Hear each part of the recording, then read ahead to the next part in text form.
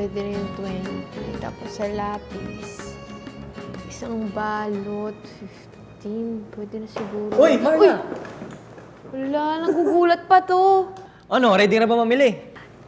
Oo, ready na ako. Pero binabudget ko muna yung mga kinita natin sa garage sale para, di ba, yung mga bibili natin, magkasya lahat yun. Ay, speaking of garage sale, alam mo bang sobrang masaya si nanay dun sa naging idea natin na, alam mo yun, meron tayo pinagkakabalaan ng bakasyon, tapos kumita pa tayo, di ba? Sila nanay at tatay din sobrang tuwang-tuwa sila. Talaga? Pero tayo. Ayos ah. At syempre, dahil limited lang yung budget natin ngayong taon, dapat meron tayong ganito. Oh. Yan. Parang pamilyar yan ah. Di ba yun yung wais na mamimili checklist, di ba? Aba, alam mo pala yun ah. O sige, sige. Ano yung mga steps para maging isang wais na mamimili? Ay, memorize ko yan. Tignan mo. 1, chicken yan. 1, maging makatwiran. 2, maging mapanuri. 3, hindi dapat nagpapadaya. 4, dapat sumunod sa budget. 5, hindi dapat nagpapadala basta-basta sa anumang anunsyo. 6, humanap ng alternatibo. Tapos yung 7, hindi dapat nagpa-panic buying. Abay, nakikinig ka naman pala sa lessons natin eh. Pero ang tanong dyan, naa-apply mo ba in real life? Pero syempre, yan yung goal natin today. Kaya dapat check lahat ng sinabi mo na yan. At syempre, yung unang step, dapat maging makatwiran. At isang paraan, itong listahan na to, dapat may listahan ka. Listahan? Oo, listahan. Siyempre, dapat alam natin, tsaka nakalista yung mga bibili natin, di ba? Para hindi tayo nangangapa at tsaka para may time pa tayo para masuri yung mga bibili nating gamit. Maging makatwiran! Check! Ayan. Aba, ang bilis mo ah. Siyempre ako pa. Kasi alam mo Marla, tama rin naman na dapat alam mo kung ano yung bibilin mo at alam mo kung ano yung priority mong bilhin para at least, di ba, maaga tayo makauwi, di ba? Eksakto. Tulad mo. Priority kita. Kasi, best friend kita. Ayan na yung budget mo. Hati tayo. Parehas na parehas yan, ha? Talaga lang, ha? Oo, bilangin mo. Halika na. Halika na nga. Uy, listahan mo. Oo, ito na nga.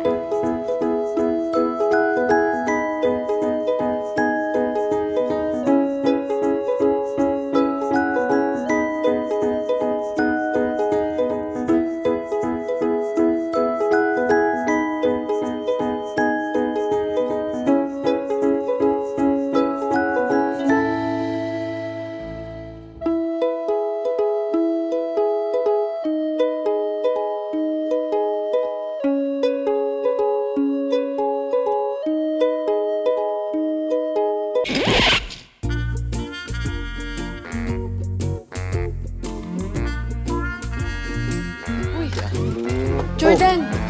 Bakit? Bakit lagay ka lang ng lagay dyan sa basket mo? Ha? Hindi naman ah. Hindi mo man lang tinitignan kung may tinta o wala. Kung mahal ba o hindi o kaya kung maganda yung quality. Okay na yan. Ayun, Ay, dito. kuwali ka nga dito. Akin na. Tingin.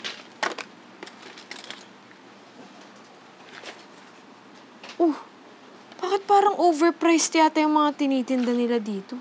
Hala, grabe ka naman, Marlan. Judgmental mo sa kanila. Hindi naman kaya. Tignan mo, oh. Oo nga, no? Overpriced sila. Eh, paano ibang estudyante? Paano naman kompleto yung school supplies nila kung ganyang kamahal? Kaya nga dapat sinusuri muna natin bago tayo bumili. Halika, dali. Ikot pa tayo para makumpara natin yung mga bibili nating gamit. Ano? Sandali.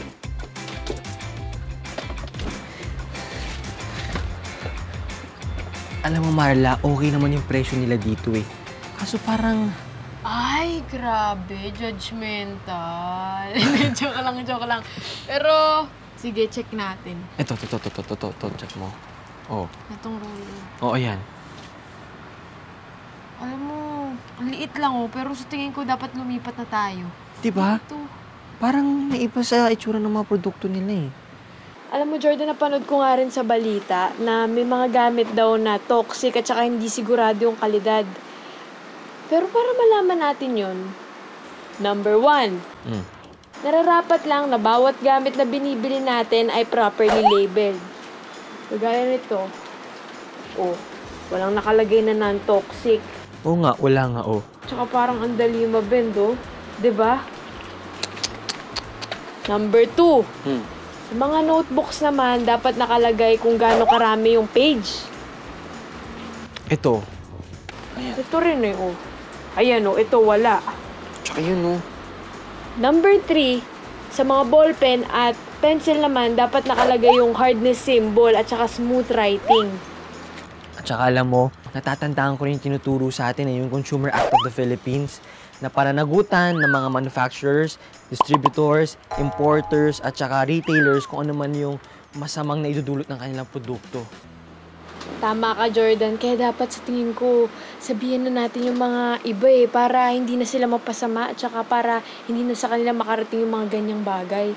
Nakakalungkot lang na meron pa rin ganitong incident sa Pilipinas. Kaya nga eh. Yan si ate, oh. Ate, siguro mas maganda kung susuriin nyo na mabuti kung ano yung mga binibili ninyo, ha? Para din sa kapakanan ng gagamit.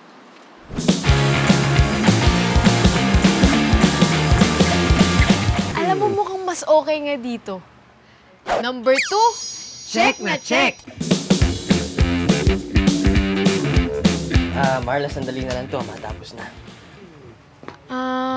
Ate, 255 pesos po kasi yung sukli ko dapat, pero 225 lang po ito eh. Pwede mahiram ulit yung resibo? Sige po. Ito na po, ayan. Ay, oo, tama ka. Pasensya ka na. Nalito ako sa sobrang pagmamadali. Magkakulay kasi yung 50 at saka 20. Sorry, ha. Okay lang po yun, ate. Kasalanan ko dun kasi hindi ko po agad chinek yung sukli ko. Pero okay lang po yun. Ayan. 20 pesos. 50. Ayun. Aba, Marla, iba kasi achieve mo dahil hindi ka lang handa, mapagmasid ka pa.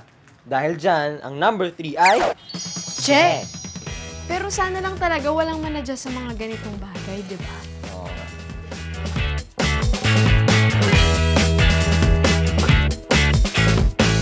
Ano, Marla? Pagod ka na ba?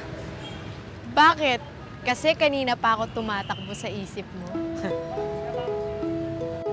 Joke lang. Ito naman hindi kasi 'di ba? Medyo marami na tayong pinagdaanan, dami na nating pinuntahan, kaya medyo... Oh, gusto mo nang magmerienda? Tara. Tara.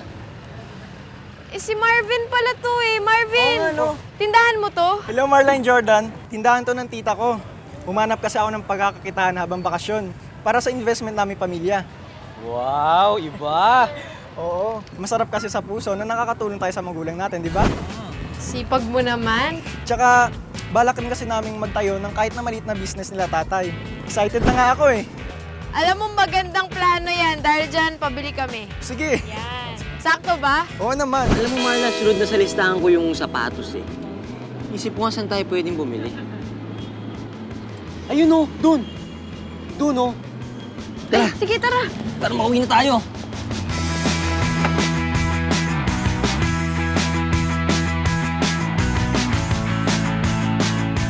Ito, Marla, itong kukunin ko, itong tatlong to. Ayan oh. Maganda yan eh. Ay, nako, Jordan. Bakit? Ang ganda kaya?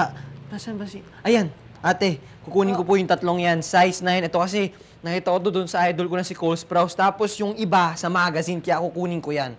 Paki sa akin yan. Jordan Michael P. Villanueva, ano ka ba naman? Maganda nga lahat yan, pero yung tanong, swak ba sa budget? Wow, buong buo ha? Pero... Sige ate, ito na lang. Size 9 yan, yan na lang po. Sige po. Alam mo, okay lang yan. At least, isang goal na naman yun na-check natin. At para maiwasan, Double check! Pero sa bagay, tama ka naman talaga Marla na mayroon pang mas ibang importante na bagay sa mundo. Tulad mo.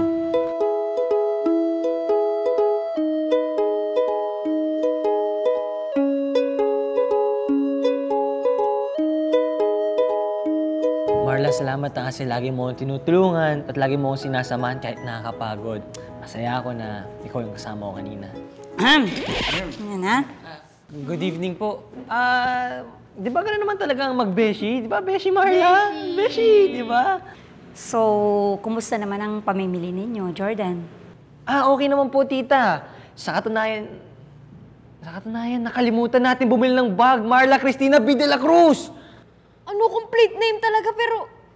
Oo nga, no, paano yan? Kinulang ba ang pera nyo? Hindi po, Tay, Nay. Talagang nagmamadali lang po kasi talaga kami nito ni Jordan, eh. Pero... Oo nga, no. Bakit hindi na lang natin i-repair yung mga lumang bag natin? Pwede. Total, lang naman butas ng luma kong bag pero kaso, alam mo, yung feeling ko yung mga nabili kong notebooks kulang Pero baka naman bukod sa pagre-repair ng bag, makaisip pa kayo ng iba pang alternatibo. Ganito na lang. Naisip ko, yung mga lumang pahina na hindi natin nagamit sa luma nating notebook, pag samasamahin natin, tahin natin para maging bago. Pwede. Kaya dahil dyan, hindi nyo na kailangan mag-panic buying. Panic buying? Oo, Jordan. Isang halimbawa lang yan, yung ginawa ko last year. Alam mo kasi bumili ako ng 3 boxes ng ballpen. Dahil gusto kong manigurado at doble yung gastos ko dahil bumili ako ng 3 boxes ng ballpen bago magpasukan. Ayun, natuyuan ng tinta yung iba, hindi ko din nagamit. Di ba, Nay? Sayang.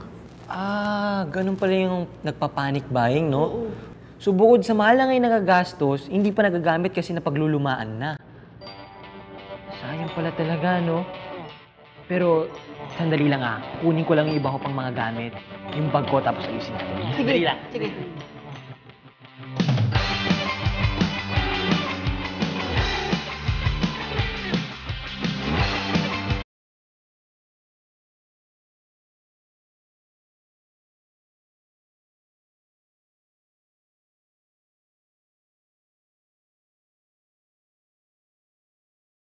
Number 6 and 7, check na check. Di ba? Ay, teka nga, Marla, pero nga pala ako ng resibo. Ito.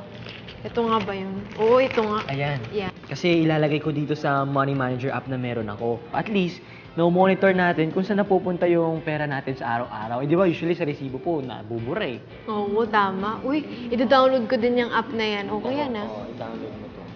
Alam mo, nakakabilib kayong mga kabataan kayo. Kasi bukod sa nakatipid na kayo sa pinamili ninyo kanina, talagang mapamaraan kayo sa mga bagay-bagay. Naku, salamat naman po, Nay, Tay. At saka, ito nga po pala yung sukli ko. Sa inyo na lang po. Para naman po safe na safe po talaga yung ipon natin. At saka alam mo, Marla, maganda kung i-check mo yung checklist natin kung nakumpleto ba natin lahat. Tama. Sige. Number 1, maging makatwiran. Check. Check. Number 2, maging mapanuri. Check. Check. Number 3, huwag magpadaya. Check. Number 4, sumunod sa budget. Jordan, Sumunod tayo. check. Yeah. Number 5, hindi basta-basta nagpapadala sa anunsyo. Check. Number 6, humanap ng alternatibo. Check din. At number 7, huwag magpa-panic buying. Check na check. Check na check yan. At saka isama na rin ang ating consumer rights. Ay. Check din yan. Tama ka dyan, Jordan. Kayo po, meron po ba kayong natutunan sa ating episode ngayong araw? Kasi bukod sa pagiging wais na mamimili, na-exercise din po natin yung karapatan natin bilang isang consumer. Tama. Karapatan sa kaligtasan, karapatan sa patalastasan, at karapatan sa malinis na kapaligiran. Karapatan sa pangunahing pangangailangan, karapatang pumili, at karapatang dinggin. At karapatang tumbasan ang anumang kapinsalaan. kaya maging wais na mamimili. Para nakatipid ka na, may ipon ka pa. Hanggang sa muli!